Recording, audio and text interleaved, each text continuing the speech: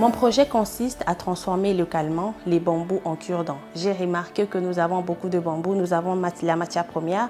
Il était totalement inconcevable de voir que nous avons la matière première mais qui n'est pas exploitée.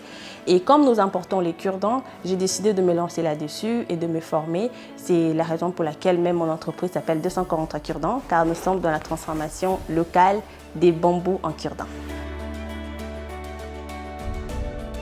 Nous sommes entrés en contact avec l'ANAPI depuis 2019 parce qu'il fallait que nous puissions participer à un grand forum sur les investissements dénommé AIM. C'est un grand forum qui se déroule chaque année à Dubaï.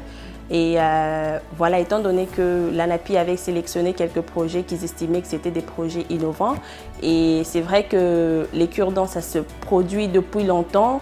Mais pour la RDC, c'était quand même une première, d'autant plus que nous n'avons pas une unité de production ici sur place. C'est comme ça que j'ai été sélectionnée par l'ANAPI et nous avons bénéficié aussi d'une formation avec des incubateurs ici parce qu'il était très important de savoir comment pitcher pendant 3 minutes, comment parler aux investisseurs parce que les buts de ce forum, de participer à ce forum, c'était justement d'attirer les investisseurs ici en RDC.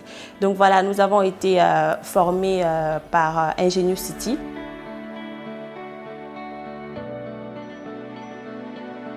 Avec l'ANAPI, nous avons franchi beaucoup d'étapes. En dehors de ma participation à AIM 2021, ce forum m'a beaucoup aidé parce que j'ai rencontré des investisseurs et aussi d'ailleurs même le fournisseur qui m'est fourni aujourd'hui des emballages, c'est un fournisseur que j'avais rencontré lors de ce forum. En dehors de ça, le plus important même aujourd'hui, je dirais que c'est l'exonération.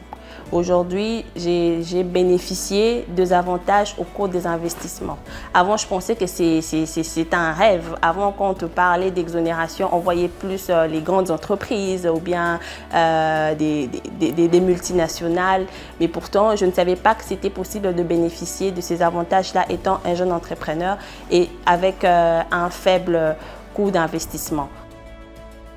En termes d'accompagnement, moi je dirais que l'ANAPI fait un très bon travail, parce que mon projet, quand j'ai commencé avec l'ANAPI, mon projet ce n'était qu'un prototype.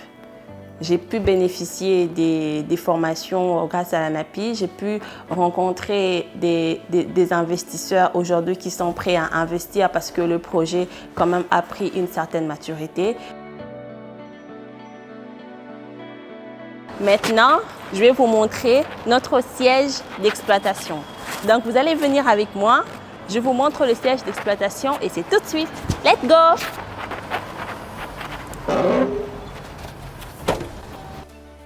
Voilà, là, on est en plein chantier. C'était très grand, mais il y a un autre entrepreneur qui occupe de l'autre côté. Donc, il fallait qu'on divise par deux.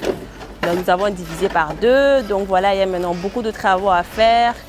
La construction de ces murs et à part ça nous avons dû faire le sol parce qu'il y avait la terre en fait. Il y avait la terre et il y avait plein d'eau ici donc c'était un peu compliqué. C'est vrai qu'on a quand même beaucoup consommé aussi en termes de ciment. Hein.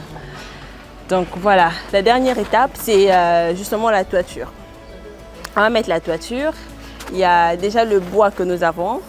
Demain nous allons commencer à travailler pour mettre la toiture et on va tôler. C'est après avoir tôlé maintenant que nous allons faire venir les machines que vous avez vues de ce côté, faire les phases test et aussi faire le lancement officiel qui est prévu le 23 mars.